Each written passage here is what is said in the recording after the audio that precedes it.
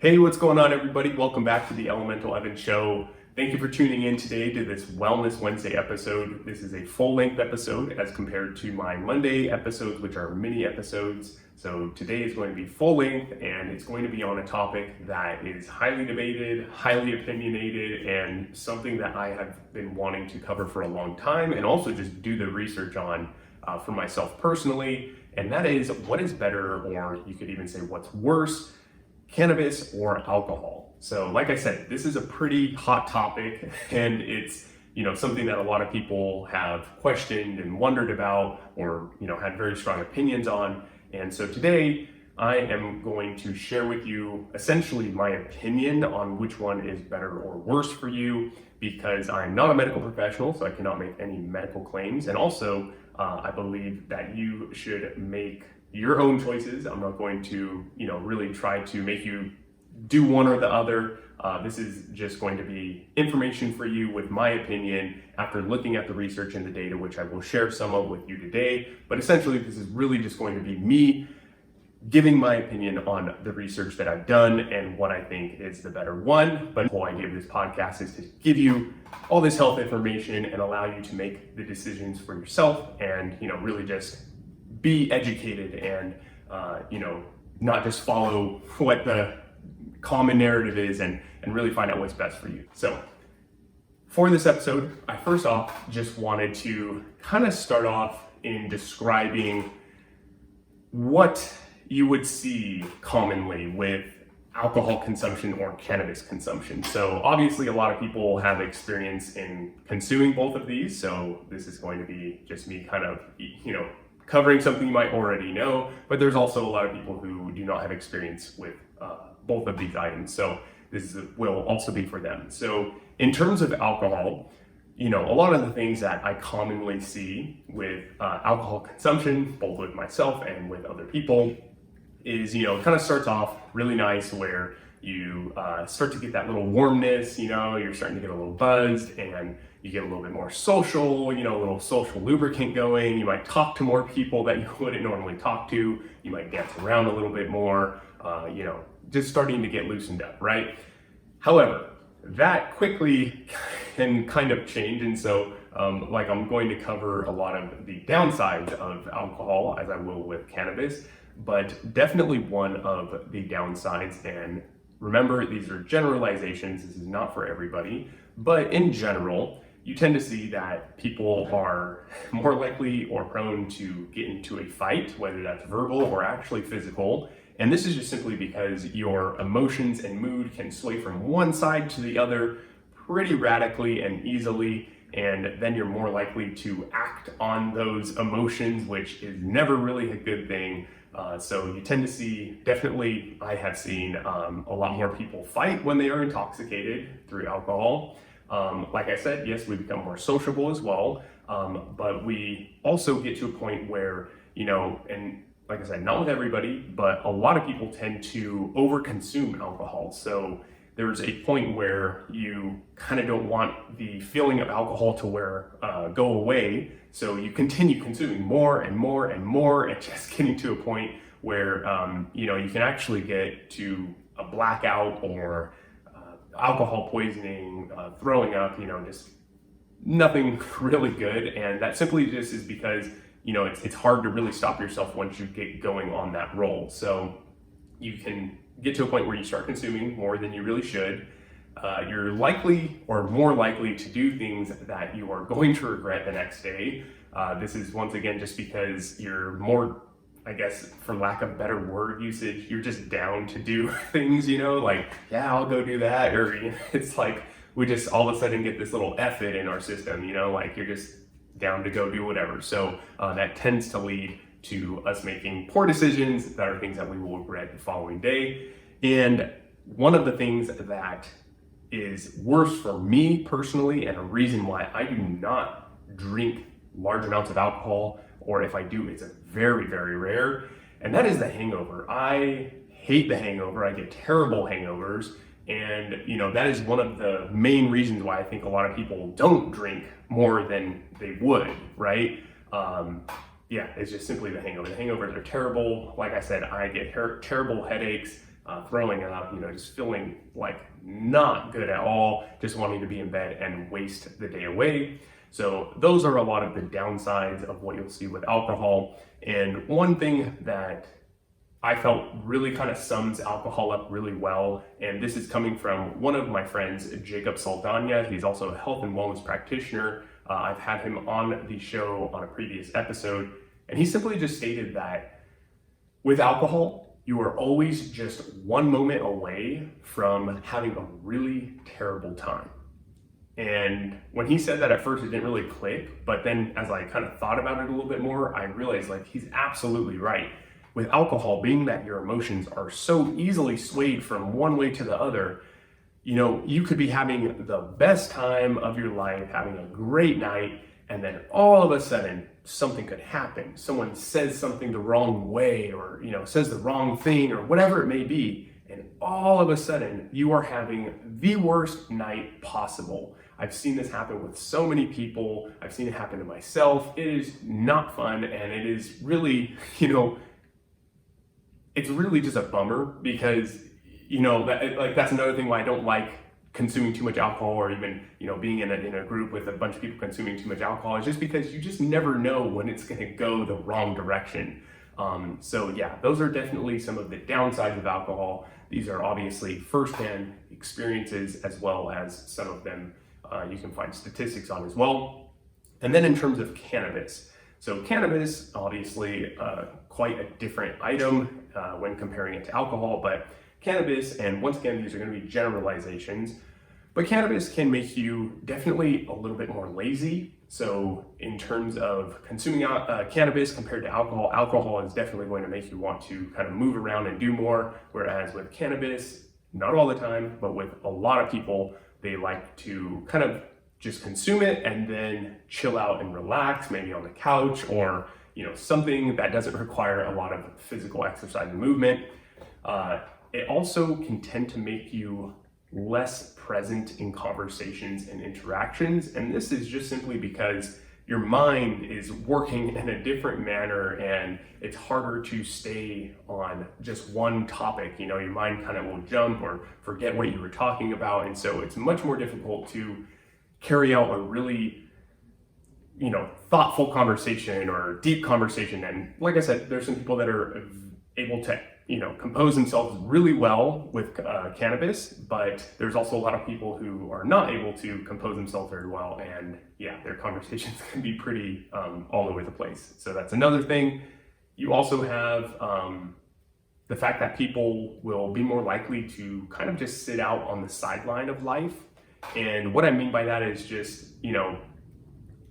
when you're consuming cannabis, you're a little bit less motivated to go out and do things and meet people, talk to people, interact, create new connections. So you're kind of just a little bit more on the sideline. You're just kind of taking it easy, just observing and watching things happen. I think a lot of people can relate to this. For example, if you were at a party, you can typically see a majority of the people consuming alcohol, and they're all interacting and doing whatever they're doing. But then you usually have this couch or patio or corner or something where you have the people who are smoking, and they're kind of just in their own little area doing their own thing, not really trying to interact. So this can definitely play a role for people who consume cannabis on a daily basis, or all the time throughout the day. They might not notice it very much because they're so used to simply just consuming cannabis all the time, but I do feel that it really does kind of lead to people missing out on certain aspects of life. So sitting out on the sideline. Also, like I said, less sociable. When you're at a party, you can always see that little group, and maybe they're sociable amongst each other, but they definitely are not really interacting with the entire group or party. And there's a portion of cannabis consumption that is very interesting, because you can look at this as both a bad or a good thing. And that is simply that with cannabis, you kind of don't really have, like a quote unquote hangover, right? So with cannabis, you can have maybe some grogginess in the morning, or maybe a difficulty recalling certain memories right away, or just being on top of your game, like really up and ready to go. Maybe it takes you a little bit longer to wake up in the morning.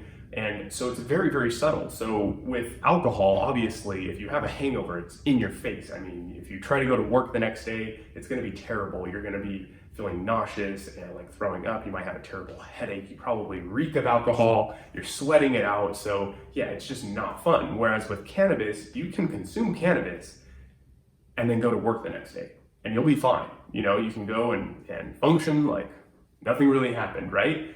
And the reason I say, you know, obviously that sounds like a good thing, like, oh, okay, cool, you know, you can consume it and then go function later the next day, no problem at all. But the thing is since it's so subtle, a lot of the times I think it's harder for us to recognize when cannabis is really affecting us, you know, in our lives, and kind of also keeps you consuming more of it in a way, because with alcohol, obviously, when you have a hangover, it's terrible. You kind of don't want to drink for a few days, hopefully, maybe even longer. And, you know, you can't really just go out on a weekday and get super hammered if you have to be at work the next day. So, you know, it kind of keeps you limited in some degree. However, with cannabis, that's not the result. You can pretty much just consume it and then go to work the next day, no problem at all.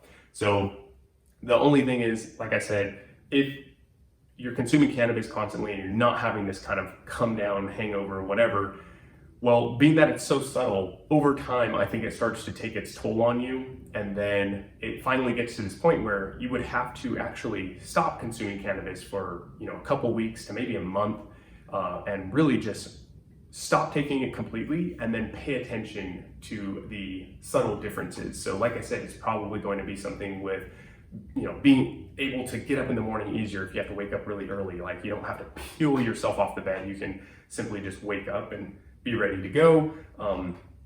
You know, you're probably more on top of it in the morning. Your thoughts are more collected and in order, and you're able to get ready faster. You know, there's not really this moment where you're kind of just trying to wake up and get your thoughts together. So like I said, it's much more subtle, but this can be a good or a bad thing. So that's essentially what you will notice with these two substances or these items. Obviously, if you have, you know, experience with either alcohol or cannabis, then you know exactly what I'm talking about, or maybe you don't, maybe you have a different experience. But nonetheless, these are generalizations. So before I even get in deeper to both of these items, I really wanted to just note that neither of these are going to be good for you. So don't think that at the end of this episode, I'm going to be telling you to go out and drink more alcohol or consume more cannabis, okay? Because I'm not. Neither of these are good for you. On that note, you know, alcohol is literally a poison for the body, like not a joke at all. It is an actual poison for the body. So alcohol or ethanol, right? It's actually labeled as a group 1 carcinogen by the US Department of Health and Human Services, along with tobacco smoke and asbestos. Okay, so it's definitely not a health food, supplement, drink, whatever. It is in no way, shape, or form going to be considered healthy for you. Okay, and by the way, for those of you who do not know what a carcinogen is, it is defined as a substance that is capable of causing cancer in living tissue. So literally terrible for you, can increase rates of breast cancer and all these different things. So definitely not good for you. As with cannabis, and more specifically, you know, we're talking about the component THC, which causes the, you know, quote unquote high effect of cannabis. When you smoke it, for one, it is harmful for the lungs, for the esophagus, for the mouth. It is, you know, not good to consume a burnt substance, obviously. And it will also decrease blood flow to the brain, which is not something you want. Obviously, we want as much blood flow as we can get to the brain at all times. And it can also cause developmental problems in the brain when consumed at a young age. So like I said, neither of these are going to be what I consider a health product in any way. And I understand that, you know, there are blue zones that consume moderate amounts of alcohol. And I believe personally that that's more something to do with just the fact that it brings community together as opposed to actually having beneficial qualities to it.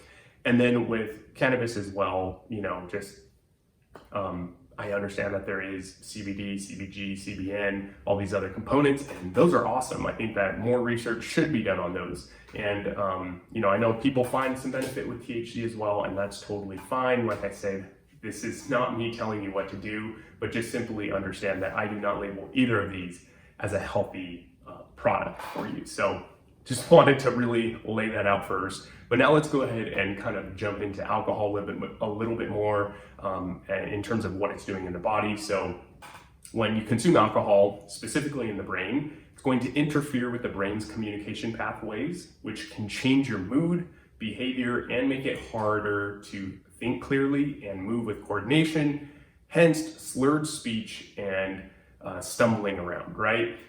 Now, in terms of the liver, many people already know that alcohol is harmful to the liver, and this is simply because your liver is the organ that is processing the alcohol that's entering your body, right? It's processing literally this poison. So your liver is the one that's going to take the hit on it because it's the one that's going to have to process it. So liver's taking a huge hit. That's not on top of if you're consuming, a very sugary drink along with it, like a cocktail that's going to have a lot of sugar. That's also going to take a hit on the liver. And then, the following day, if you're taking any pain medications or whatever, that's also going to be messing with the liver. So the liver is just overall taking a really huge blow. And with time, overconsumption of alcohol can lead to things like fatty liver, alcoholic hepatitis, fibrosis, and cancer of the liver. I'm not going to go any deeper on alcohol, and I'm also not going to go super deep in terms of cannabis and its effects in the body. However, if you want to hear more on the effects of alcohol in the body, Andrew Huberman, who is the founder and host of Huberman Lab, which is another health and wellness podcast, he did an episode on alcohol, its effects, what it's doing in the body, all of that. It's an awesome episode. It's pretty lengthy and it's very, I would say, lecture style for the most part, because he is obviously a professor of, I believe, neurobiology. I'm not 100% sure on that. It's something with the brain. So he's a super smart guy, and he really goes into what's happening. So if you want to hear more on that, absolutely go ahead and check that out. Maybe I'll even link it in the show notes as well, just so you can go ahead and check that out as well. But yeah, like I said, I'm not going to really be getting into that because I'm specifically just comparing these two items. So moving on now to cannabis. When you consume cannabis, mostly from what I've seen, and I would say is just in general, people tend to consume cannabis through smoking it. So when you smoke cannabis, obviously this is going to be causing a lot of problems for the lungs. And when you do smoke cannabis, the THC will act on specific brain cell receptors in the brain and give you a feeling of being high. So you can expect, experiencing altered moods, altered sense of time, impaired body movement, impaired memory, and even difficulty with thinking or problem solving. Once again, if you have experience with cannabis, then you can already kind of understand that, but essentially that is what's going on when you're consuming marijuana or THC, and that is both through either smoking or eating it, whatever way you ingest it essentially. So both of those are messing kind of with the brain and causing you to just essentially feel an altered or different state. So now let's go ahead and jump into the harmful effects of both alcohol and with cannabis. So starting off with alcohol, I think we already know a lot of the common issues, but nonetheless, I will still go ahead and list off just a few of the issues that can be linked to alcohol. So for example, you can have a lot of heart problems such as cardiomyopathy, arrhythmias, sorry, I'm probably saying this wrong. I believe that's when your heartbeat is irregular, arrhythmias, stroke, and high blood pressure. You can have liver problems, like I stated earlier, fatty liver disease, alcoholic hepatitis, fibrosis, cirrhosis, and you can also have pancreatitis. You can have cancer of the liver. You can have head cancers such as the oral cancer, larynx, pharynx. You can also have colorectal cancer.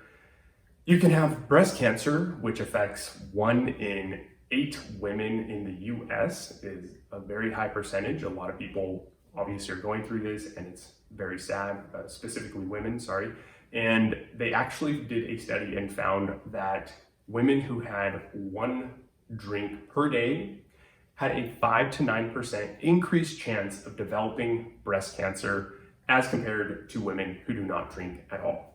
If you listen to the Huberman Lab podcast as well, he goes over a study and he breaks it down into the amount of grams of alcohol, I believe, that you consume and how that relates in terms of being more susceptible to developing breast cancer. And the numbers are actually quite high. They're higher than the ones I provided. So just overall, like really not a good thing. There's a really clear link here with breast cancer and alcohol. So be very wary in terms of that.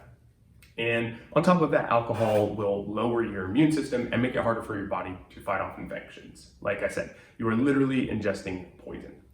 So now moving on to cannabis, I want to make it clear that with cannabis, since it is not legal in all the states of the United States, and obviously alcohol is, and alcohol is just generally more widely used around the world, there is less research to be had on cannabis, and therefore in the future, we will begin to know more and the effects that cannabis has on the body, especially in long-term use, because obviously we haven't been studying it very long.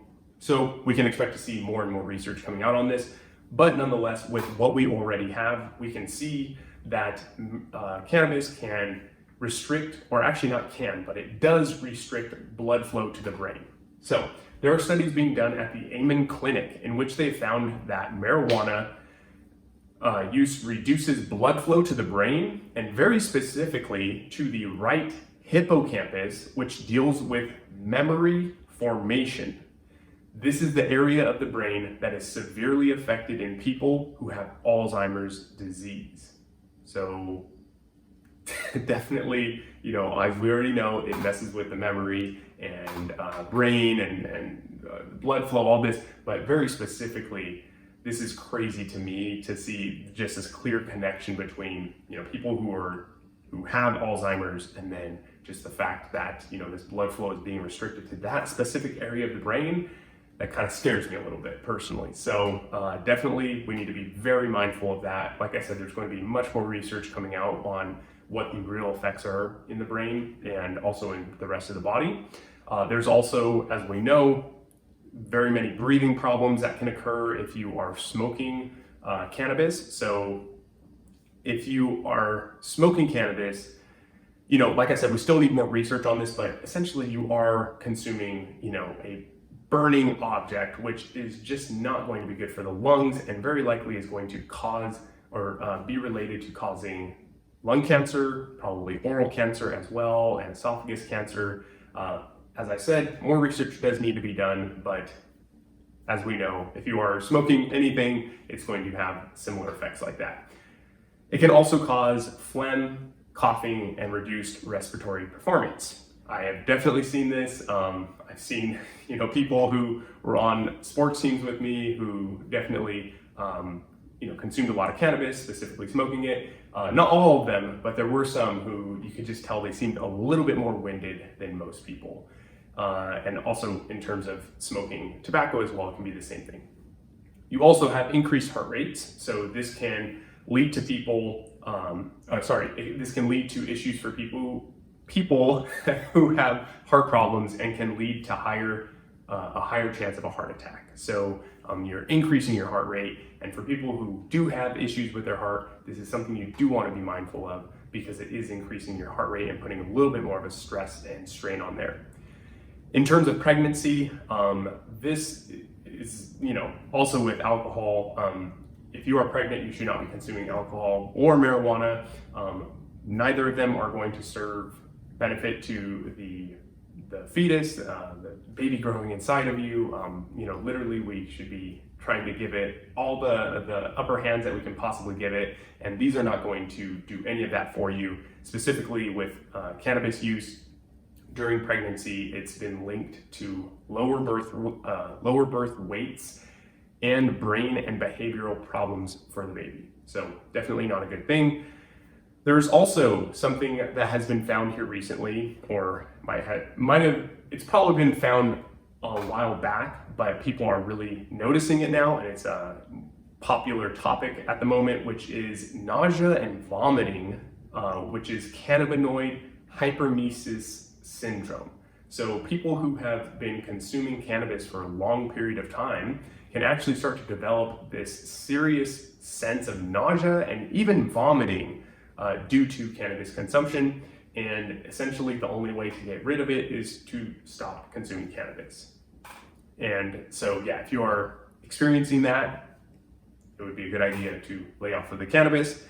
And in terms of your IQ levels, they have found that people who started smoking as a teenager or heavily during their teenage years, there was an average of 8 IQ points lost. So remember, the key point here is it's people who were consuming it as a teenager and then also into their later years. And this just simply did not allow the brain to properly, develop in the areas that it was needing to develop. More research will be coming out on this, like I said, so we will get better ideas and better information on the effects of cannabis with the body and specifically with the brain, because that seems to be one of the main areas that is affected. However, that is where I'm going to stop in terms of explaining the harmful effects of both alcohol and cannabis on the body. Now let's kind of move into more of the statistics, which is actually pretty much just going to be statistics on alcohol, because like I said, with cannabis, there's just not very much research. I did look around and I found a few numbers here and there, but none of them really seemed super legit or something that I would actually want to include and stand behind those numbers on. I do try to find very, very reliable sources when I'm using them on my show here, and I just didn't feel that there were really any that were super reliable, so I'm not able to really include too many of them on here. But nonetheless, let's talk about some of the statistics in terms of alcohol. So according to the CDC, more than 140,000 people die each year in the US due to excessive alcohol use. Pretty crazy, really sad actually to hear that number. And yeah, it's just really sad. I think there's so many people who know someone who's been affected by alcohol, lost a loved one to maybe drunk driving or over usage of alcohol, whatever it may be. So that's a really heavy number to hear. You also have in 2020, 11,654 people died from alcohol impaired driving traffic deaths. So once again, driving under the influence, definitely not a good idea. There's also been a pretty clear connection between domestic violence and alcohol consumption, with the BBC publishing an article which stated that men who were dependent on alcohol, and then I want to very specifically state this, it wasn't just alcohol, but men who were dependent on alcohol or drugs, okay? So this is not just alcohol, there is other usage here. But they were 6 to 7 times more likely to be involved in domestic abuse.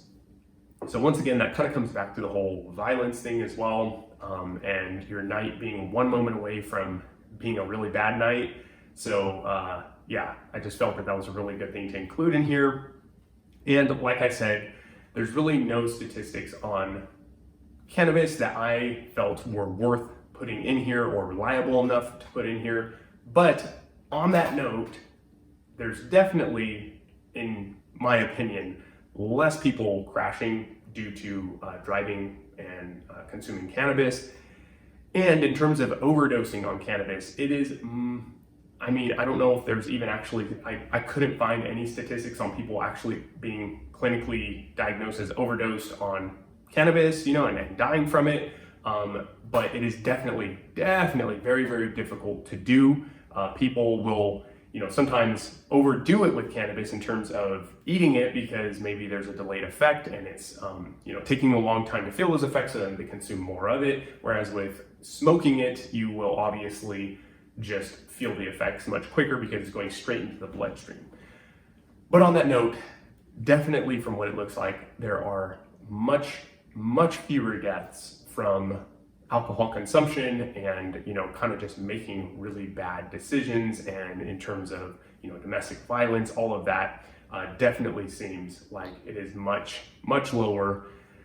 Which is going to lead me to say my final answer, which I think you guys probably can already draw the conclusion to this, but my conclusion is going to be that if I had to choose one or the other in terms of being, less worse for you, I guess is what I'll say, I would probably go with cannabis. And the simple reason I am choosing that is just mainly because if you look at all of the different deaths that happen every single year from consuming alcohol, which I understand there are not statistics on cannabis yet, but nonetheless, from what I can see, it definitely seems that less people are being killed from cannabis. And in terms of consuming cannabis, yes, it has harmful effects to the body, especially harmful effects in the long-term use, but in smaller usage, like let's say you only smoke a few times a year, and just that one time, like let's say maybe you smoke even just once a month or something like that. If you look at someone who smokes one time a month compared to a person who goes out and just gets super hammered one time a month, the recovery rate, the effects on the body, all of that, it just definitely seems like alcohol is much, much harsher on the body. And it seems like you're probably going to be much more likely to make bad decisions in terms of consuming alcohol. So that is why, in my opinion, I'm definitely going to say that cannabis is going to be less harmful for the body in terms of not dying, and also just immediate effects on the body. With alcohol, like I said, you can have one night of drinking and have some pretty serious aftermath effects from it. So that is why I'm going with cannabis. However, I would like to definitely restate that overconsumption of either of these two items is going to be bad for the body. If you, for example, drink at least once a day or consume cannabis once a day, you're introducing this item to the body daily, which is going to cause the greatest effects in the short term and in the long term. And if you actually look at it from the perspective of taking supplements or herbs, if you want to actually see the results of these herbs or supplements, you need to take them daily to really have a strong effect on the body. Therefore, if you are consuming either of these on a daily basis or even like 5 days out of the week, I highly recommend lowering your intake levels. You'll feel better when you do this, even if the change is just subtle, because as I stated with cannabis, it might be quite subtle. But for example, people who stop drinking tend to have a phase where they actually have increased levels of anxiety, increased levels of stress, or even irritableness. But this will eventually pass and you will feel much better. In terms of cannabis consumption, maybe you will be more irritable, maybe even levels of anxiety, I'm not sure. Like I said, a lot of the research still needs to come out, but we definitely know that people who are alcoholics or heavily consume alcohol, the effects of coming down from alcohol can be very, very harsh and heavy. They can have cold sweats, they can have high levels of anxiety, low, suppressed levels of hunger, basically. And it's just a really sad thing to see someone go through. It's not fun at all. And so, yeah, definitely, if you are over-consuming is what I would consider, consuming once a day out of every single day out of the week, even 5 days out of the week. I would personally consider over-consuming, although if you look at a lot of the stats, that is not what they consider over-consumption. They actually consider with alcohol, I believe it was 2 drinks a day per week. Yeah, so 14 drinks in a week, which to me is quite a lot. Personally, I don't really, I actually drink very, very occasionally. So to me, that was a lot, but I actually would even go further and say that if you are consuming 5 or 4 times a week, either cannabis or alcohol, you should still reduce that. Best would be to not have it at all, but nonetheless, if you are going to consume it, then go ahead and try to definitely do it in smaller amounts and less times out of the week or the month. Trying to really reduce that would be super, super beneficial. And in terms of consuming either alcohol or cannabis, I wanted to also provide you with some supplements and things that you can do to kind of negate those effects. Obviously, you're not going to negate them completely, but something that can help you deal with either the aftermath or just kind of, help your health stay on track. So in terms of alcohol consumption, if you're going to go consume alcohol, let's say you're going out one night and you're going to have some drinks with friends, which, by the way, like I said, both of these, if you are going to do them, try to do them in a social setting so that you can enjoy community and at least make that worth the time and kind of add some benefit to it at least. But if you are going to go out and drink and you're going to have 1, 2, 3, 4, whatever, how many drinks, then it would be a great idea to also take glutathione, which is going to be really, really good and beneficial for your liver, chlorella and spirulina, or chlorella or spirulina. Both of them are going to be really, really high in chlorophyll, with chlorella being specifically high in chlorophyll, and very, very detoxifying for the blood. It's able to remove toxins, heavy metals, things of that nature. So it can really, really benefit you. I've actually interviewed Catherine Arnston, who is the founder of Energy Bits, which is a company that specializes in spirulina and chlorella. And she stated that if you were to take, I forgot how many tablets of her chlorella, but during a night of drinking, that you would become stone cold sober in an hour and a half. I have not tested that theory, so I don't know if that's true or not, but nonetheless, I still take chlorella and spirulina because there's some pretty convincing evidence out there that they do help and benefit the body, especially during a night of drinking. Also on that note, I have her Energy Bits product right here. She has been kind enough to provide all of the Elemental Evan listeners with a 20% discount on the entire order if you use code ELEMENTAL at checkout. I will go ahead and link them in the show notes because honestly, chlorella and spirulina are amazing. And if you have time, please go listen to that episode. You're gonna have your mind blown.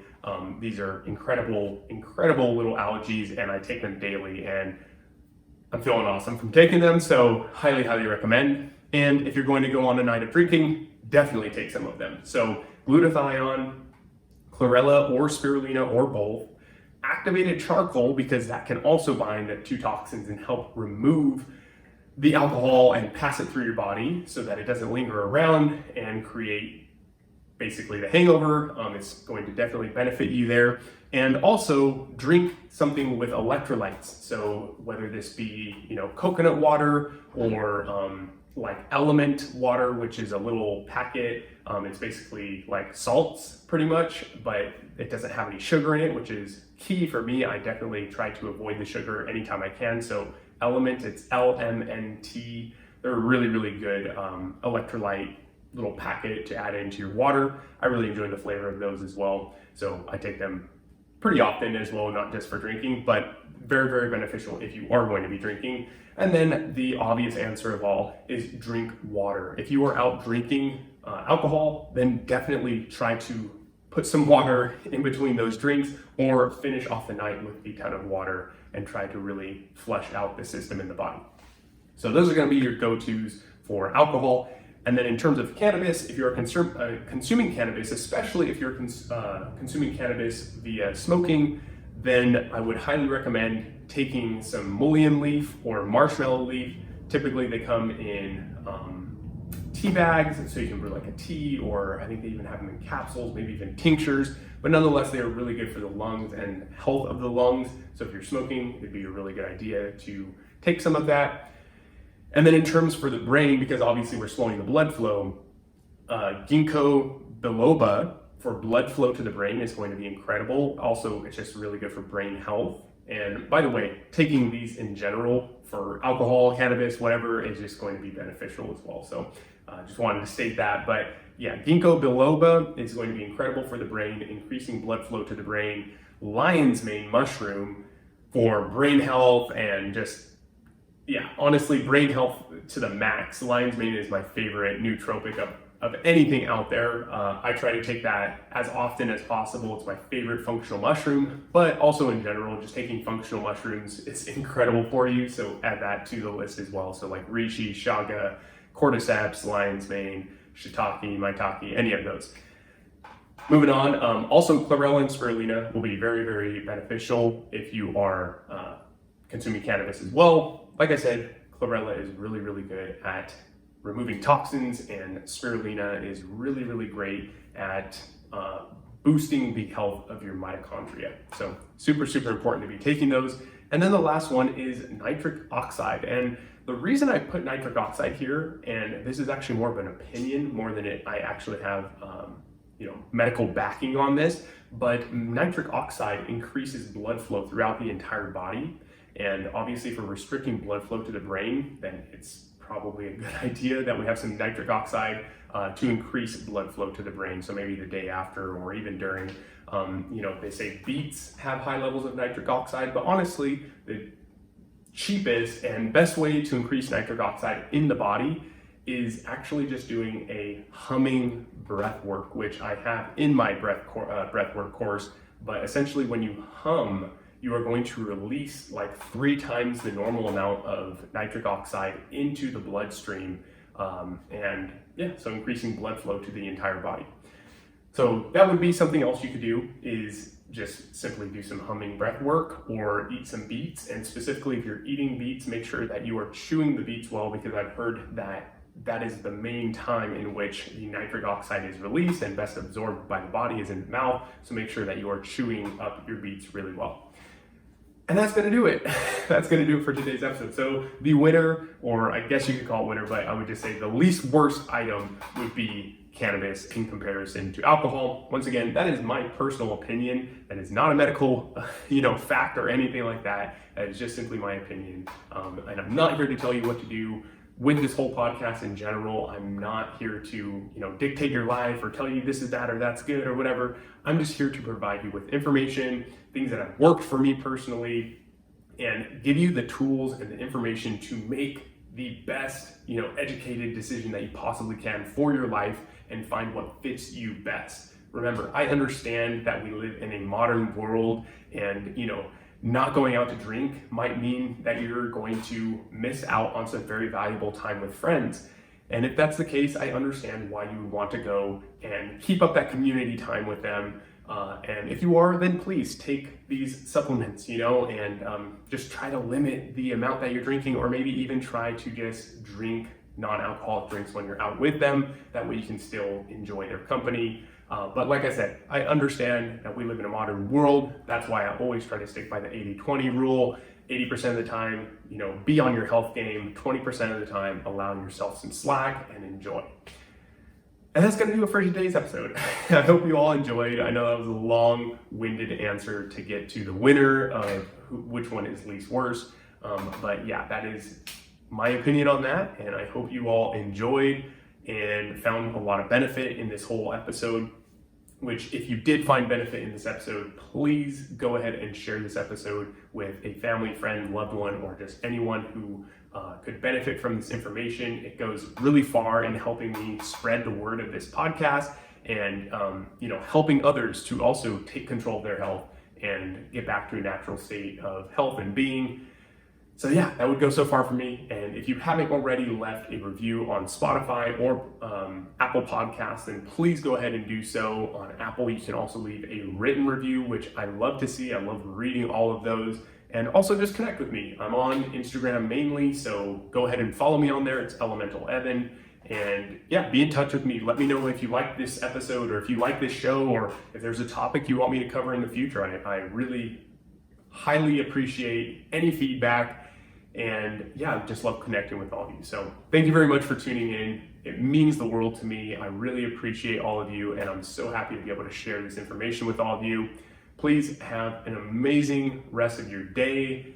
And you already know the motto of the show. It is do everything with good intentions and connect to your elements. Much love to everybody. Peace.